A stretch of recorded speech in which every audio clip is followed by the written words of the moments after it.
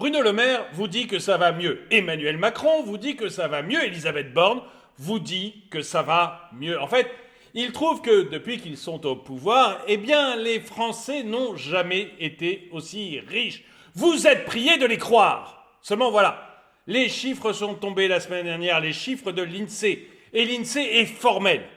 Les Français ne se sont jamais autant serré la ceinture depuis les années 1980. Bonjour et bienvenue dans cette nouvelle vidéo de DME en direct. Comme toujours, si vous n'êtes pas abonné, je vous suggère de le faire et de cliquer sur la cloche pour être prévenu lorsque je sors une nouvelle vidéo. Et si vous voulez aller aider la chaîne, eh bien vous pouvez aller sur la boutique de la chaîne, la boutique YouTube. Vous allez soit dans l'onglet boutique quand vous êtes sur la chaîne, soit vous tapez dans la description de cette vidéo et vous allez voir notre boutique YouTube. Et là, vous pouvez acheter juste des autocollants, des magnettes à mettre sur vos frigos, mais également des polos, des tasses, des t-shirts et même des sweats pour l'hiver. Bref, plein de choses au symbole de DME et avec des slogans DME. Voilà pour l'autopromo. Et donc, on va rentrer maintenant dans le vif du sujet. En fait, vous savez, il y a encore quelques semaines, on avait un Emmanuel Macron et un Bruno Le Maire qui nous disaient « tout va bien en France ». Ils nous disaient grosso modo qu'on n'avait jamais été aussi riche et qu'on s'enrichissait et qu'il fallait arrêter de faire du misérabilisme. J'avais entendu Bruno Le Maire, j'ai souvent passé ici un extrait que je n'ai pas là, mais tant pis, on n'a pas le temps d'aller chercher, mais dans lequel il disait finalement dire que ça ne va pas, c'est faire du French bashing, c'est aller contre la réalité. Bon, très bien. Mais je vous avais dit, écoutez, ça me paraît très surprenant, les chiffres qu'ils nous disent me paraissent très surprenants, c'est probablement faux. Et effectivement, l'INSEE a sorti une étude. Il n'y a pas très longtemps, c'était en fin de semaine dernière, ils ont sorti une étude. Et dans cette étude, ils disent que les Français ne se sont jamais autant serré la ceinture depuis les années 1980. Et derrière, Michel-Édouard Leclerc vient nous dire « Les petits gars, c'est pas fini ». Les Français ne se sont jamais autant serré la ceinture depuis les années 1980, d'après l'INSEE. Le quotidien des Français est bouleversé par une baisse historique de la consommation alimentaire, révèle l'INSEE. Contraints par l'inflation, les foyers adoptent des stratégies drastiques pour maintenir leur pouvoir d'achat, marquant ainsi une rupture majeure dans leur comportement de consommation. Mais à mon avis, c'est tous vous savez, tous ces Français, en fait, c'est des gens négatifs qui essayent de cacher la qualité du gouvernement et les progrès. Comment avait dit Bruno Le Maire, je ne me rappelle plus ce qu'il avait dit, voilà, qu'il fallait arrêter d'être négatif sur la France. Donc, vous avez arrêté de manger, mais recommencez à manger, s'il vous plaît, pour ne pas être négatif contre la France. Voilà, Bruno vous le demande. Le constat est saisissant. La crise de l'inflation pousse les Français à ajuster leurs dépenses quotidiennes. Une réalité palpable, malgré les déclarations se voulant rassurantes du gouvernement. Vous voyez, c'est pas moi, hein. C'est notre gouvernement qui se veut rassurant, qui nous dit que tout va bien. On va voir vers où ça mène ce lien. Le gouvernement promet des baisses de prix dès janvier. On verra que là aussi, d'après Leclerc, le gouvernement se plante. Bon. Les ménages se retrouvent à devoir rationaliser leur alimentation pour maintenir leur budget à flot. Pour beaucoup, excusez-moi, je veux juste faire disparaître ça, voilà. Pour beaucoup, cela se traduit par des choix drastiques dans leurs achats habituels. Mariée et jeune maman, Marie, interrogée par Le Figaro dans un article publié le 9 décembre, a dû adapter son panier alimentaire en optant pour des marques distributeurs et en réduisant sa consommation d'aliments non essentiels. Bref, vous savez, on arrête le petit chocolat, le petit Kinder, le petit truc qui fait plaisir en fait. Voilà. On arrête le petit truc qui fait plaisir. De même, Océane, mère de 2 enfants, jongle avec les promotions pour maintenir son budget à 400 € par mois. Alors, je te rassure, Océane, là, le gouvernement a pensé à toi. À partir d'avril, il n'y aura plus de promotion. J'espère que tu es rassuré parce que, en fait, Bruno Le Maire, Emmanuel Macron, Elisabeth Borne, ils trouvent que ça va trop bien. Ça va trop bien dans ce pays.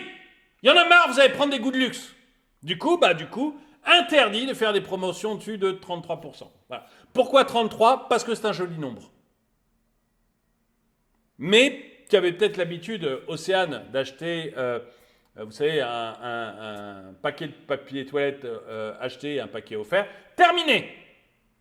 Terminé. Pas plus de 33%. À partir du 1er avril prochain, et c'est pas une blague. Voilà, parce que ça va trop bien quand même, ils en ont marre. Ils veulent pas non plus que vous preniez des goûts de luxe. Vous savez, vous êtes un peu leurs enfants.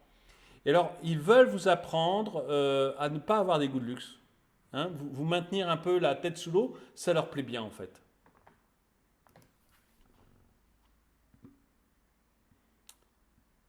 La chute spectaculaire de la consommation alimentaire, telle que révélée par l'INSEE, est un phénomène sans précédent depuis les années 1980. Un phénomène sans précédent depuis les années 1980.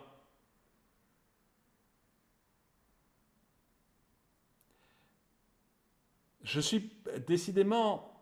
pas sûr que ce que nous disait Bruno Le Maire sur le fait que ça allait très très bien en France était vraiment à la hauteur des événements. Les statistiques mettent en lumière une réduction conséquente des achats accentuée par l'envolée des prix, créant ainsi une dynamique inédite et persistante. Même les révisions méthodologiques de l'INSEE ne modifient pas le constat. Oui, parce que l'INSEE a changé ses méthodes. Alors, j'ai mis dans la description, vous pouvez aller sur le blog de l'INSEE, ils vous expliquent les nouvelles méthodes. Ils ont de bonnes raisons de le faire, hein. C'est pas uniquement pour vous arnaquer. Mais même en faisant ça, même en changeant ces méthodes, parce que s'ils prenaient l'ancienne méthode, ça aurait été encore plus catastrophique. Hein. Encore pire. Donc, ils ont pris la nouvelle méthode, mais même avec ça, ils n'y arrivent plus. On ne peut plus le cacher. On n'arrive pas à le cacher. Ça devient, là, ça crève trop les yeux. Donc voilà, on est... La baisse des dépenses reste implacable, surpassant les crises précédentes. Surpassant les crises précédentes. Bruno, es-tu toujours fier de ton bilan ? L'ajustement au détriment du plaisir. Pour pallier la situation, les Français ne se contentent pas de réduire leurs achats. Ils adaptent également leur manière de consommer, ce qui doit faire très plaisir aux Verts. Hein, c'est un peu ce qu'ils essayent de nous apprendre, donc ça va leur faire plaisir. Les stratégies foisonnent, de la recherche des promotions au changement d'aliments privilégiés. Mélanie, mère de 2 enfants, elle aussi interrogée par nos confrères, optimise ses courses grâce aux cartes de fidélité et repense ses repas selon les offres en vigueur. Ces ajustements se font souvent au détriment du plaisir, comme le souligne une jeune auxiliaire parentale. Ce que je vous disais, en fait, le petit truc de Toblerone, vous voyez, les petits machins qui... Ouais, les petits trucs un peu goûtus, quoi, qu'on aime bien prendre. Terminé. Faut s'habituer à la pauvreté.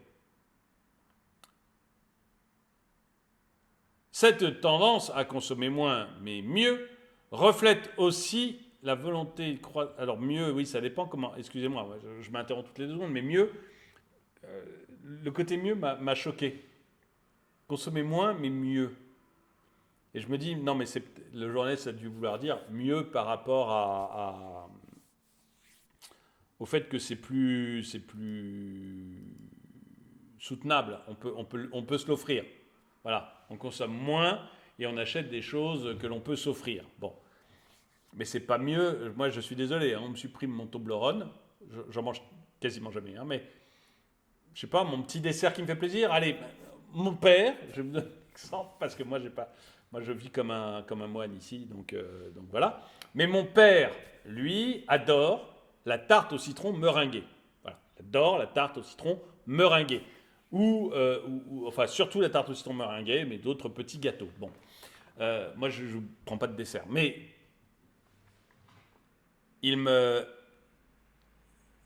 s'il doit ne plus prendre de tarte au citron meringuée, je viens de passer un mois avec lui, il est triste.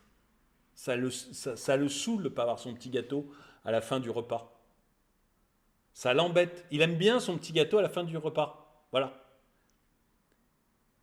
Et c'est ça les plaisirs de la vie. Vous voyez, c'est un vieux monsieur, mon père. Il n'a pas énormément de plaisir dans la vie. Il n'a pas énormément de choses qu'il peut faire. Parce qu'il est vraiment vieux. Mais ça lui plaît. Et donc pour moi, mieux consommer, c'est pas se retirer les petits plaisirs de la vie. C'est pas s'empêcher de pouvoir avoir le petit carré de chocolat qui nous fait plaisir. Tiens, un truc qui me fait plaisir, moi, c'est les After Eight. Voilà. Vous savez, le chocolat avec de la menthe à l'intérieur, j'adore ça. Voilà, j'adore ça. Et ben, ça me gaverait vraiment de devoir me priver d'After Eight parce que j'en ai pas les moyens. Je ne pense pas que je pourrais dire, t'as mieux consommé. J'ai pas mieux consommé, je me suis adapté à mon budget de merde.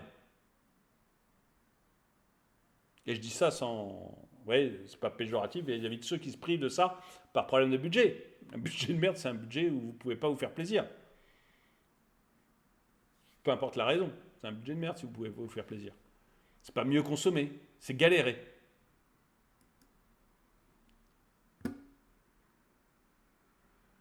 Alors ça reflèterait une volonté croissante de lutter contre le gaspillage et de préserver l'environnement selon certains experts.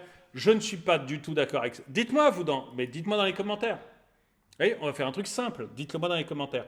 Est-ce que vous, quand vous vous privez de tel ou tel produit, dans ce cas je comprends mieux, j'aurais dû arrêter, il faut que je prenne l'habitude de m'arrêter au point en fait.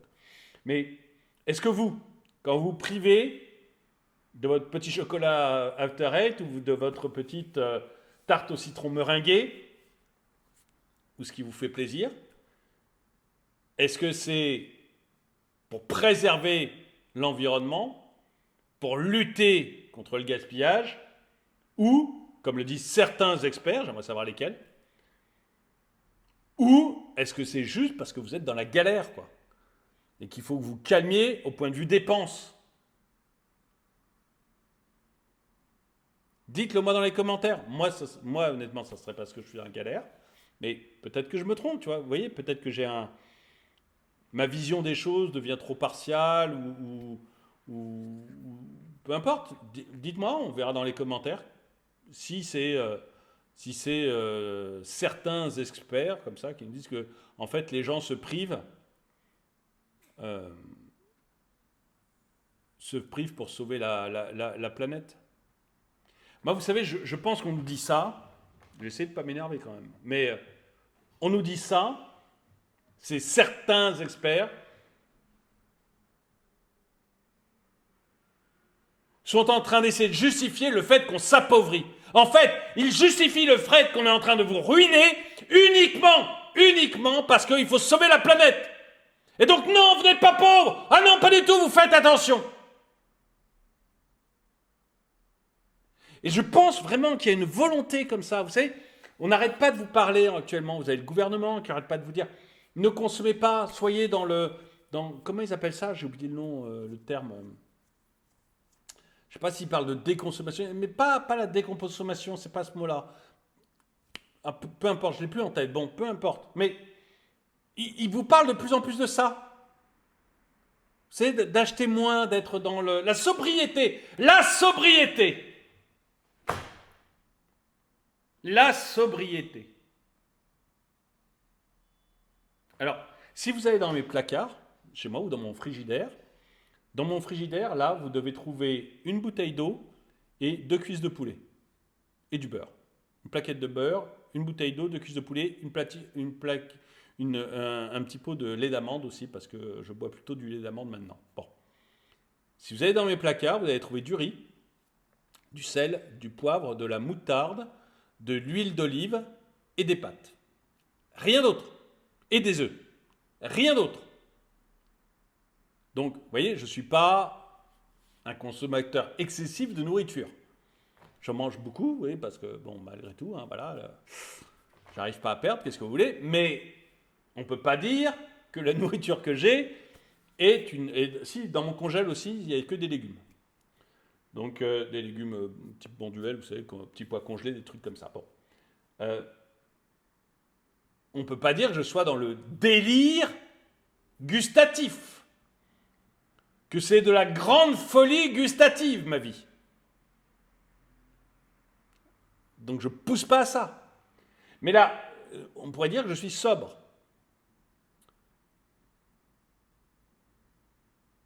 Peut-être pas assez sur les quantités. Mais bon, pour le reste, je suis sobre. Mais ce que je veux dire, c'est que quand on vous parle de sobriété, moi j'ai de plus en plus l'impression qu'on essaye de vous apprendre à être pauvre. Et qu'en fait, vous appauvrissez, mais on veut vous donner une bonne conscience en vous disant non, non, mais t'es pas pauvre. T'es sobre et c'est bon pour la planète. Tiens ton badge.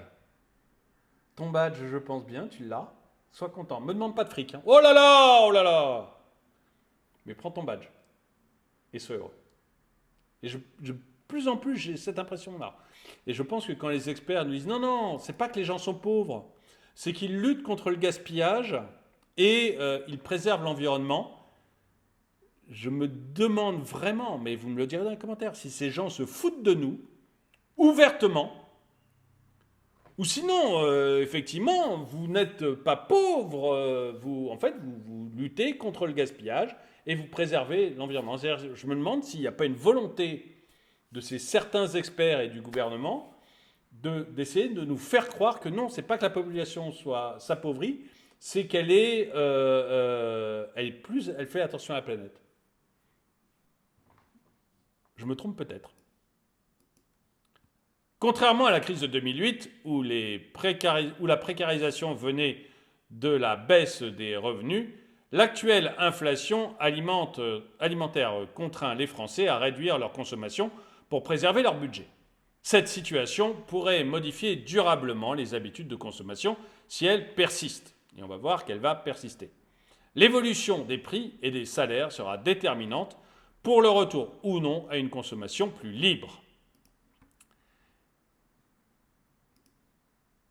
La frugalité actuelle pourrait donc laisser des marques durables sur les habitudes de consommation futures, en particulier sur un secteur comme le bio. D'ailleurs, le bio est en train de s'effondrer.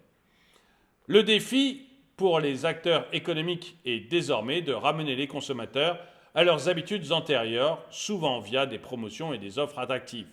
Sans ces mesures incitatives, la frugalité observée actuelle risque de devenir un aspect structurel de la consommation et ainsi menacer l'avenir du commerce alimentaire.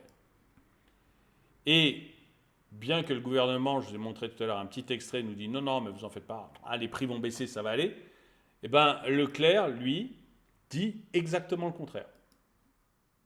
L'emblématique patron des centres Leclerc juge que Bruno Le Maire anticipe lorsqu'il dit que globalement, l'inflation aujourd'hui, elle est vaincue. Michel-Édouard Leclerc s'oppose encore à Bruno Le Maire. Et dites-moi en qui vous avez confiance. Si le ministre de... Parce que moi, je ne suis pas sûr que Bruno Le Maire soit plus fiable que Michel-Édouard Leclerc sur les prix. Dites-moi ce que vous en pensez. Si le ministre de l'économie a affirmé fin novembre que globalement, l'inflation aujourd'hui, elle est vaincue et c'est un vrai succès économique, l'emblématique patron des centres Leclerc n'est pas sur la même longueur d'onde. Invité dimanche midi sur BFM TV, Michel-Édouard Leclerc a estimé que la bataille contre l'inflation n'était pas encore gagnée. Il faut aller se battre, a-t-il ajouté. Alors que l'inflation a fortement ralenti en France en novembre, à plus 3,4% sur un an, après plus 4% en octobre, selon l'INSEE. Il anticipe, a répondu le président du comité stratégique du groupe de distribution numéro 1 en France, interrogé sur l'enthousiasme du locataire de Bercy. Toutefois, Michel-Édouard Leclerc s'est voulu optimiste sur l'issue de la lutte contre la hausse des prix.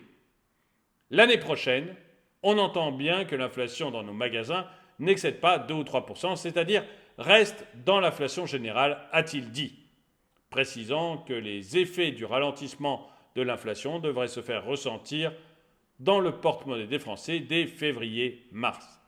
Mais vous avez un ralentissement de l'inflation. Ce n'est pas une baisse des prix.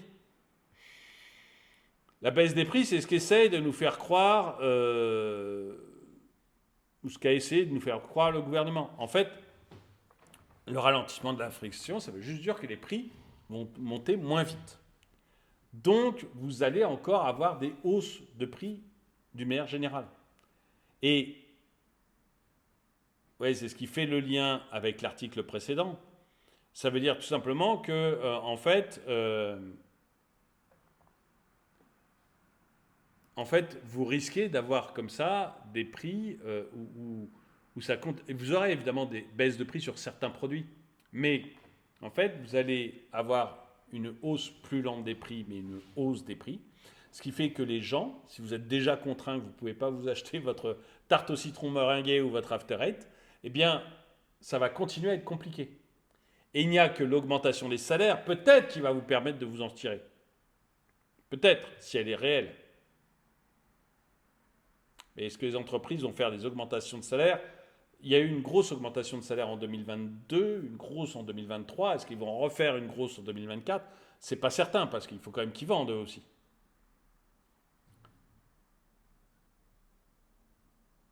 Donc ce que j'aimerais savoir dans cette vidéo, c'est ce que j'aimerais que vous me disiez dans les commentaires, est-ce que vous avez renoncé à votre tarte au citron meringuée ou à votre After Eight, enfin, au petit truc qui vous fait plaisir? Et si vous l'avez fait, est-ce que c'est parce que votre budget est des pâquerettes? Ou est-ce que c'est pour protéger la planète, comme nous le disent certains experts? Et surtout, est-ce que vous croyez Bruno Le Maire quand il dit que l'année prochaine ça ira mieux?